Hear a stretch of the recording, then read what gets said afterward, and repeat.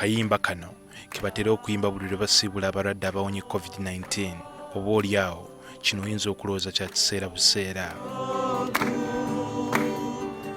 Tukitegedde leero nti abasawo bano beekolamu omulimu ng'aliwo akaseera ke bayimba omuli n'ennyimba ezitendereza omutonzi okwemalako ebirowoozo naddala mu kiseera kino nga bajjanjaba abalwadde ba COVID-19.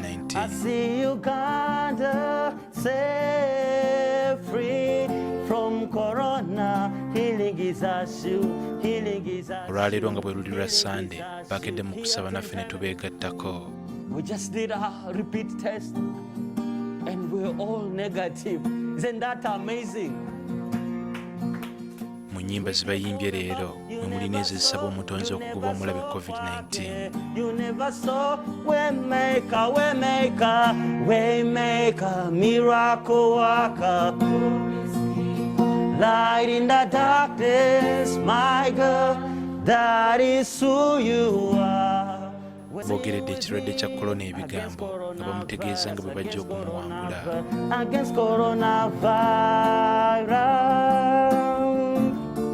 Ng'oggyeko okusaba omutonzi ababikkeko akasubi basabidde ne bannaabwe bwe bakola omulimu gwe gumu abali mu mawanga amalala.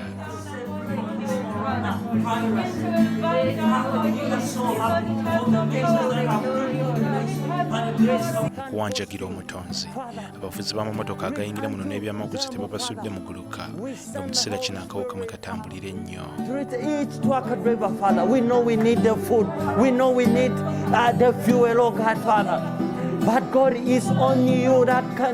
Batubuulidde nti embeera y'abannaabwe abafa abali mu mawanga g'ebweru olumu nabo batengula.